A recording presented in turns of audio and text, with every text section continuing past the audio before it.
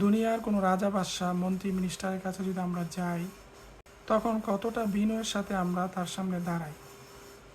আল্লাহর মহান হুকুম নামাজ, যখন আমরা নামাজে দাঁড়াই তখন তো আমরা আল্লাহ তাআলার সামনেই দাঁড়াই, যিনি সমস্ত সৃষ্টির মালিক, মালিকাল আমলাক, আহকামুল হাকিমিন, কুলিল্লাহুম্মা মালিকাল মুলক, যিনি সব রাজার মহারাজা, যিনি কত বড়, আমাদের চিন্তা চেতনার বাইরে।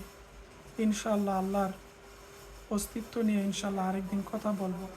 কিন্তু এমন এক রবের সামনে যখন আপনি দাঁড়ান, তখন আপনার কতটা বিনয় হওয়া উচিত। আল্লাযীনা ফী সলাতিহিম খাশিউন, তারা সফল যারা নামাজে বিনয় নম্র।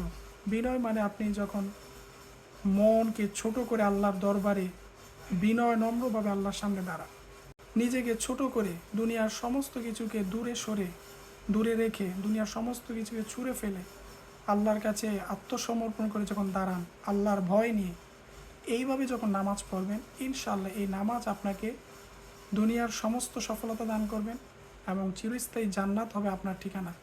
উলাইকা হুমুল ওয়ারিসুন আল্লাযীনা ইয়ারিসুনাল ফিরদাউস হুম ফিহা খালিদুন, তারা উত্তরাধিকার হবে আল্লাযীনা ইয়ারিসুনাল ফিরদাউস, জান্নাতুল ফিরদাউসের, যেটা চিরস্থায়ী এক জান্নাত, সুশীতল জান্নাত, যেখানে সুখ আর সুখ, শান্তি আর শান্তি, যা আমাদের দুই চোখ কখনোই দেখেনি, যা আমাদের অন্তর কখনোই চিন্তা করেনি, এমন এক জান্নাত, জান্নাতুল ফেরদাউস।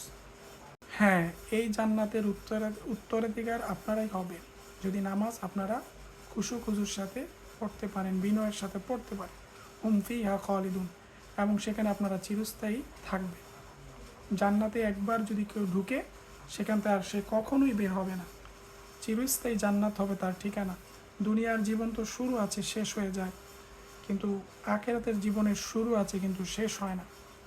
এজন্য বন্ধু, ভাই, দোস্ত, বুজুর্গ, সবাইকে আমার অনুরোধ, চলুন আমরা আখিরাতের দিকে দৌড়াই, আল্লাহকে চিনি, আল্লাহর হুকুম আহকামগুলো যথার্থভাবে আদায় করার তৌফিক দান করুন। আল্লাহ তাআলা আমাদের সবাইকে তৌফিক দান করুন। সবাই বলুন আমিন।